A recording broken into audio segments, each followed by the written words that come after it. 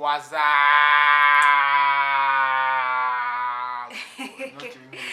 What's up? I mean, it's not. What's up? Give me the energy, man. Give me the energy. What's up? This is my energy right now.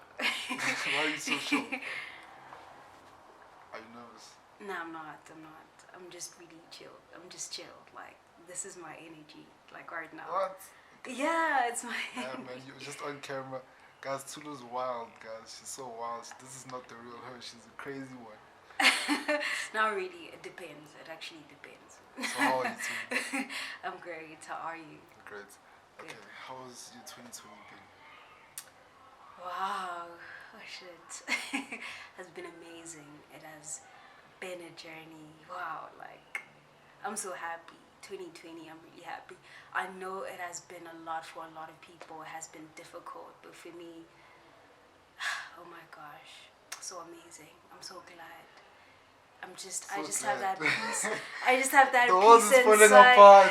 I have The world is falling apart. Why are you so happy, nigga? Oh my gosh, I don't know, like, I've just connected to myself. I've connected to myself.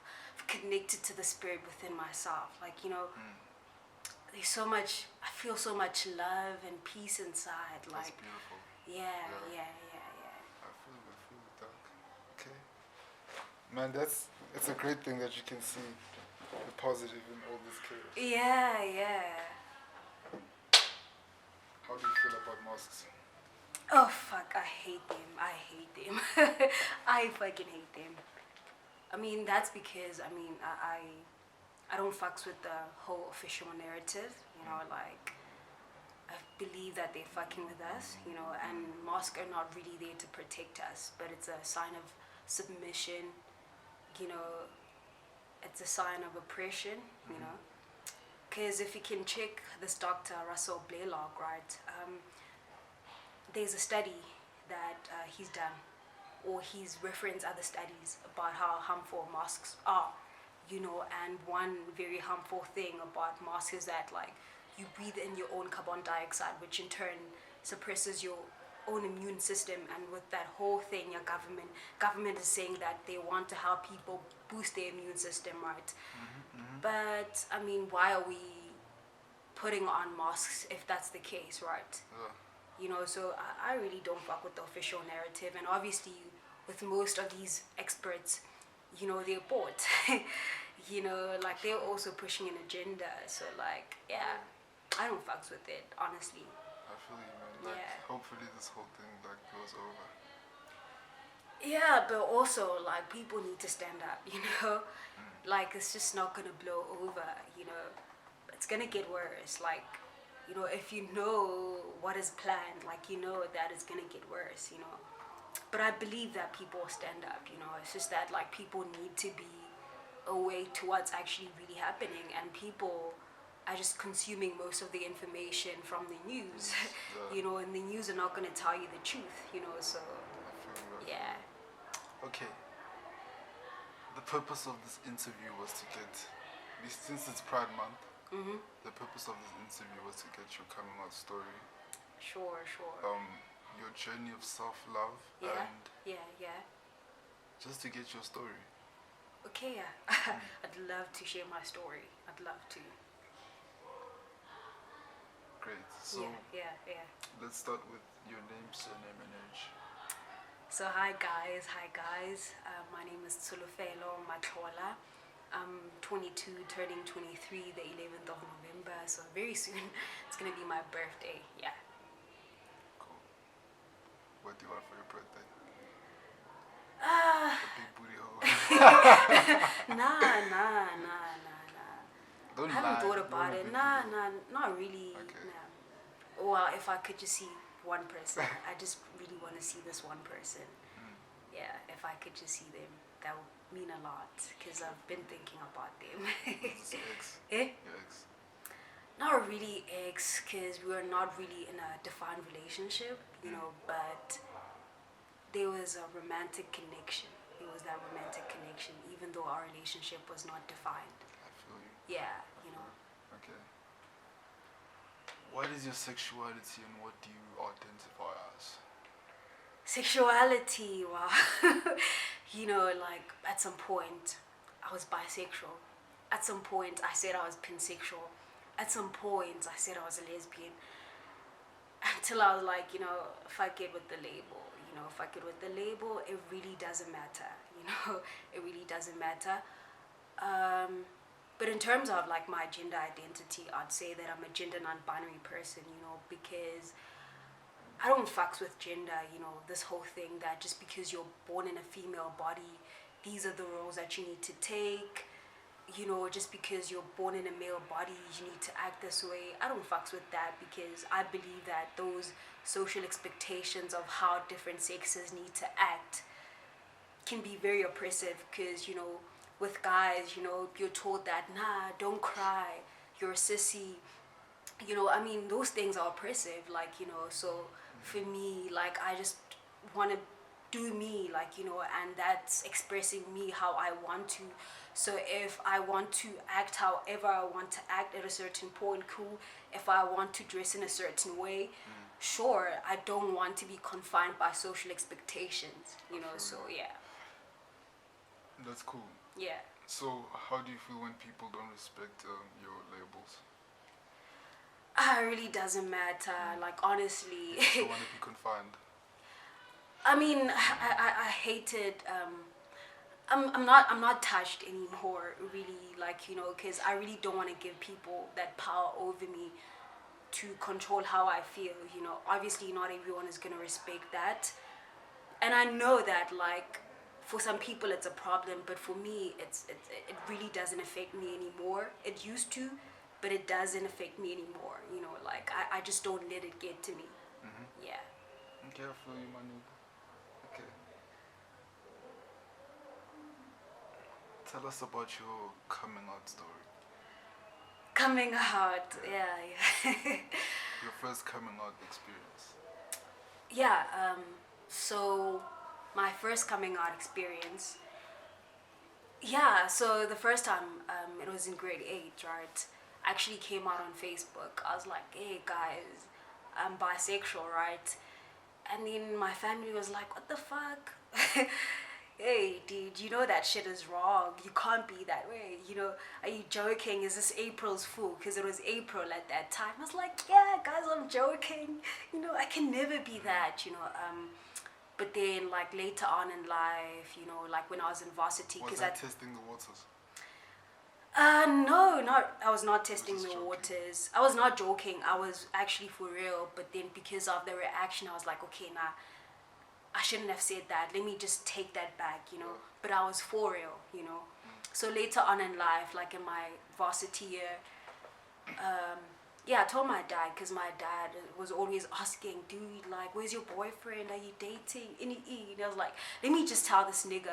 And at that point, like, I was really comfortable with who I was, you know, so I didn't mind. I was like, hey, dude, like, this is how it is. Me, I like girls. I love girls, you know, I date females, you know. Yeah, so the nigga's like, dude, like, that's fucking wrong, you know, I don't agree with that, but anyway, it's your life, so I really can't do anything about it. But then he told my aunts, you know, my aunts called me. I was like, dude, come back home, because I was at Riz at that point. They're like, dude, are you trying to be a boy? You know that is wrong. You know God doesn't like that, you know. We want you to be a girl. I was like, nah, it has nothing to do with me wanting to be a girl. I'm a female who happens to love other females, you know, so, yeah. Cool. So, how did your family first react? You know what? How did your family first react? Yeah, like, obviously with my dad was not cool with it, you know, but I know my dad is like a person who believes that, like, I'm my own individual, so, like, he can't make me do something or be something that I'm not, so he had to accept, you know. My family, especially my aunts, you know, they were not cool with it, you know, because it also led me to leaving church, you know, so church is a very big aspect of our lives, you know. So for them it was really, really a major thing. They were sad, and I think it still gets to them, you know, they're still not cool with it, because I go home and there's still this big elephant in the room that nobody's talking about. you know. But obviously, I am my own individual. There's nothing that they can do about it, you know. But also, like, it hasn't been all negative. Like with my mom, you know, my mom is very supportive. At first, she was like, dude, I'm not gonna be able to have like grandkids, you know. Also, you know, lesbians get murdered, they get raped. I'm afraid that it might happen to you, you know. Yeah, but she started accepting because also she has some of her friends that are bisexual, you know. So she was like, you know what, dude, I support you, it's okay, you're my baby, I love you, you know. And sometimes we go out shopping together, and I shop in the male section with her, and she will help me, you know. And we talk about my girlfriends, you know, and she'll advise me. She's like, dude, like, this relationship is not good for you, you know, just move on. So my mom is really supportive. Cool. Yeah. And then, how was the? How did you cope with the? Okay, how were the reactions from your peers? My peers, cause I mean I came out in like grade 8, like in high school, right? So I mean in grade 9, I had this best friend. I told her, like, she was not cool with it, you know, like. And at some point I was in boarding school, and I did tell those girls in boarding school. They were not cool with it. They're like, dude, you're gay, you're going to hell. You know, so at that time, like, I was not really comfortable. The only time I became comfortable was in university, and in university, that's when I actually found a community of people that were actually very supportive, you know. They didn't care, you know. They're like, dude, we're fucking with you regardless of who you are. So like, yeah, I mean, university for me has been a blessing in that regard. Yeah. Okay, so I heard you talk about kids. Like your Yeah, mother yeah. wanted you to have kids. So like, do you ever want kids in your life? Kids. I mean, I haven't thought about it, you know. I mean, I know for some people actually aspire to have kids, you know. But for me, it's something that I haven't thought about. And it's not to say that I don't want to have kids or I do want to have kids. It's something that I haven't thought about in my life yet, you know. Yeah. Okay, cool. So, what was your first experience? Like, how was you? When did you first realize that Okay. you like girls? Fuck. Yo, shit. I didn't even know. Like, I didn't even realize that I liked girls. I only realized later on, you know. Because there was this girl that I just wanted to be around, like, every fucking time. Like, you know, I just wanted to be around her, you know. And then later on, when I reflected, I was like, yeah, I actually had a crush on this girl, you know. But then I think I realized in like grade 7, grade 8, you know. I don't know how, man, I realized that. I don't know how I realized it, but I just felt a certain attraction to this girl in primary school in grade 7, you know, and I just wanted to explore that feeling. But obviously, that environment was not conducive for me to explore that, because obviously, we live in a society that teaches that, like, you know, it's supposed to be a girl and a boy, you know. So, yeah. But I actually had my first girlfriend in like grade 8. You know, that's when I actually explored that. But it was a terrible experience. So terrible, because I felt like I was doing something wrong, you know. So I was not really free in that relationship. Like, it kind of felt forced because of that. Like, you know, the only time I started actually enjoying my relationship is when I accepted that, dude, like, this is you and it's cool, like, there's nothing wrong. And that was like in university, and that's when like I actually enjoyed like dating girls. But before that, like, I felt like I was doing something taboo. Yeah. Yeah. Okay, I feel you. Do you feel accepted by society? It doesn't really matter. I don't give a fuck. I really don't give a fuck. Well, no, because when I'm walking down the street, you know, now sis booty, you know, people just look at me weirdly, you know, especially if I'm dressed in a masculine way, you know, but I really don't give a fuck. Obviously, to a certain extent, I do give a fuck because in certain spaces, I don't feel safe and I feel like there's a threat. Somebody might try beat me up, you know, but like, I don't really give a fuck about what people think, whether people accept me or not. Yeah. Cool. Pause it right there. This thing's running out of battery. Okay. Sure. Do you feel like the LGBT community is well represented in media and In media. the general public? I don't think so. Okay, so I have a couple of reasons for that. So I think that certain people in the LGBT community are more represented than others. So let's talk about like, okay, first of all, let's talk about how like most of LGBTI content, you know, media content actually comes from like the West, so the US, you know. So obviously we do have here in Africa, but it's not a lot, right? And when we have that representation, most of the times it's gay men, right? Gay white men, right? So not everyone is actually represented in the community. What about the black lesbians, you know? What about trans people, you know? So I feel like there's a lack, you know, and I feel like in terms of like the African context, the South African context, I mean, there's a lot of work that we still need to do in representing the LGBTI plus community, you know. Yeah, and also most of the times I feel like people who actually produce LGBTI content don't really know about the experience, you know. So most of the times they play on stereotypes, you know. So I feel like even when there is representation, there's no proper representation, right? Yeah. How do you think, do you make an effort to teach your friends and family about the LGBT community?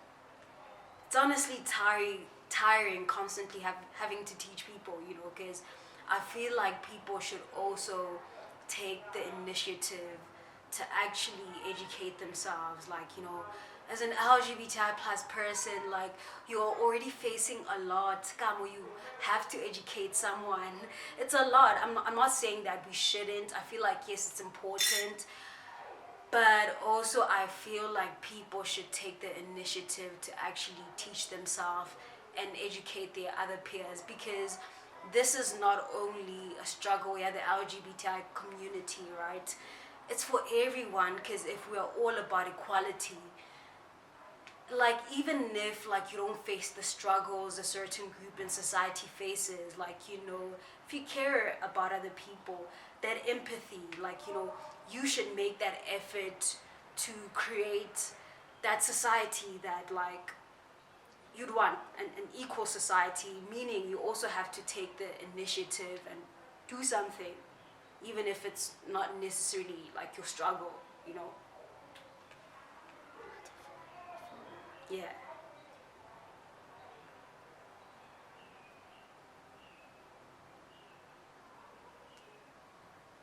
Okay.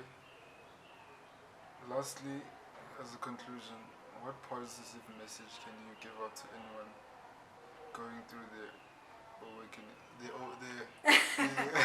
Okay. the uncloseting process? I don't know how to put it. Coming out. Process, Okay. Whoo, shit, like, oh my gosh, what can I say? It's difficult, like, you know, for me, like, and this is my experience, you know, like, I'm gonna talk about my experience, you know. I'm gonna say, like, dude, like, just be true to yourself, like, just be true to yourself, like, do you, you know, like, people are gonna talk, like, coming out, like, it's hard, like, you know, like, you're gonna face a lot of backlash, you know, but, like, it's very, very important to, like, to be true to yourself, you know. don't compromise yourself for anyone, whether it's your friends or family. Yeah, just don't.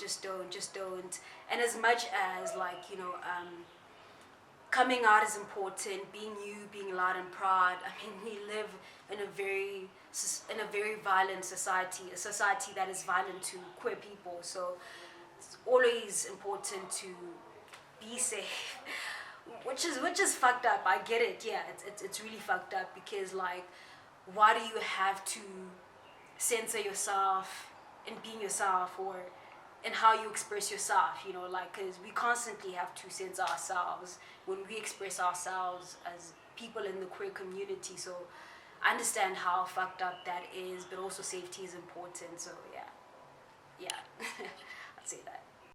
Okay, lastly. Yeah. How do you practice self-love?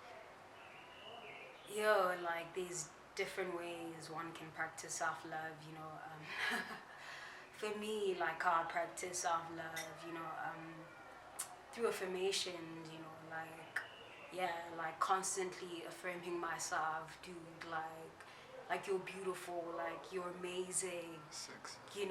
So for me, that's one way, like, I practice self-love. And another way, like, that has worked for me is like just going deep within yourself, and that could look like different things for many people, but for me, like, meditation has gotten me to that place where like I have found love within myself, and I don't have to go outside myself to look for love, so yeah, there's really different practices that could bring you to that place of self-love, so yeah, but those are mine. Yeah. Away. Sure. So, Tsholo, thank you for this. Thank you. Thank you for sharing your story. Yeah. And I really hope that your story impacts a lot of people. I hope so too. Peace. Thank you. Okay, also peace. Bye guys. Peace. Who you want to make a shout out to? This play, we don't do that here.